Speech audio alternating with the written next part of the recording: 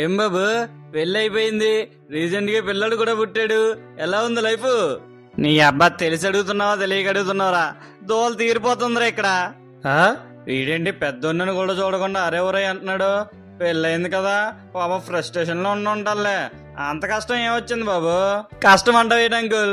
పెళ్ళి అయ్యే వరకు ప్రతి ఒక్కడు పెళ్ళి ఎప్పుడు అని దొబ్బుతారు. పెళ్ళి అయ్యాక నెల కూడా అవ్వకముందే పిల్లలు ఎప్పుడు అని దొబ్బుతారు. పిల్లలు పుడితే ఒక బాధ, పుట్టకపోతేనేమో ఒక బాధ. పిల్లలు పుట్టకపోతే హాస్పిటల్కి వెళ్ళాలి, నలుగురు 4 రకాలుగా అనుకుంటారేమో అని బాధపడాలి. నీకు పుట్టేశారు కదా బాబు, ఇంకెందుకు బాధ?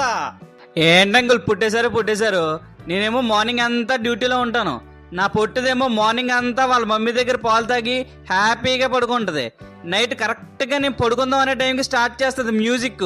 నైట్ మొత్తం ఒకటే ఆడవడం, నైట్ మొత్తం బ్యాటింగే. ఎందుకు ఏడుస్తుందో అర్థం కాదు.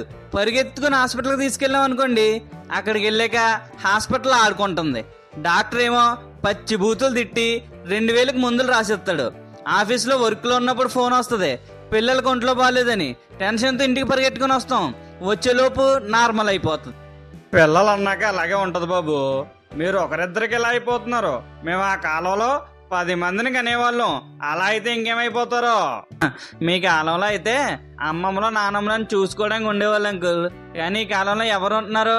అప్పుడు అందరికీ నార్మల్ డెలివరీలు అయ్యేవి. కానీ ఇప్పుడు బిడ్డ కడుపులో పడిన క్షణం నుండి మందులే నీ అమ్మ.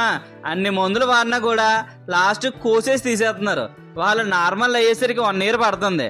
ఒక పక్క పిల్లల్ని చూసుకుంటూ పని చేసుకుంటూ వాళ్ళు చాలా బాధపడుతున్నారు. ఈ హాస్పిటల్కి తిప్పి మన దగ్గర కూడా ఉన్న డబ్బులన్నీ అయిపోతున్నాయి. జాబులు చేసుకునే వాళ్ళు మీరు అలా అనుకుంటే ఎలా బాబు? ఊరుకోండి అంకుల్, వచ్చే శాలరీలో సగం డైపర్లకి అయిపోతుంది. ఒక పక్క room rent, bike petrol, gas cylinder ఏమో 1000 రూపాయలు, రైస్ ప్యాకెట్ ఏమో 1600, సండే అయినా చికెన్ తిందామంటే 300, నూనె ప్యాకెట్ ఏమో 200. పోనీ ఇంట్లో చేసిన టిఫిన్ తిందామంటే పిల్లలతో పనులు ఎక్కడ అవుతాయి? టిఫిన్ బయట నుండి తెచ్చే అంటున్నారు. నీ అమ్మ టిఫిన్కే రోజుకు 100-200 అవుతుంది అంకుల్. ఖర్చులు అన్నీ అలాగే ఉంటాయి బాబు. మనమే జాగ్రత్తగా తగ్గించుకొని దాచుకోవాలి. ఏంటి దాచుకోవడమా? మీకు అర్థం కావట్లేదు అంకుల్. దేవుడు దరిద్రుల మీద దండయాత్రలు చేస్తూనే ఉంటాడు. ఒక్కసారిగా బైక్ ఆగిపోద్ది, దానికి 5000 అంటారు. ఇంక ఈ హాస్పిటల్ ఖర్చులకి వేలకు వేలు అవుతూనే ఉంటాయి. అయినా పెళ్లి చేసుకోండి అని చెప్పే ప్రతి ఒక్కడు పెళ్ళి అయ్యాక ఇన్ని ప్రాబ్లమ్స్ ఉంటాయని, ఇన్ని మెంటల్ టెన్షన్లు ఉంటాయని ఎందుకు అంకుల్ మాకు ఎక్స్ప్లెయిన్ చేయరు? సరేలే బాబు, నీకు తెలిసింది కదా, ఇప్పుడు నువ్వు కూడా మీ ఫ్రెండ్స్కి చెప్పు. నో అంకుల్, అస్సలు చెప్పను. నాకు దోల తీరిపోతుంది కదా, వాళ్ళకు కూడా దోల తీరిపోవాలి కదా. అందుకే నువ్వు కూడా పెళ్లి కాని వాళ్ళందరినీ పెళ్ళెప్పుడు అని దొబ్బుతూ ఉండాలి. మనం ఇన్ని బాధలు పడుతూ వాళ్ళు హ్యాపీగా ఉండడానికి అస్సలు వీల్లేదు. మనతో పాటు వాళ్ళకు కూడా దోల తీరిపోవాలి.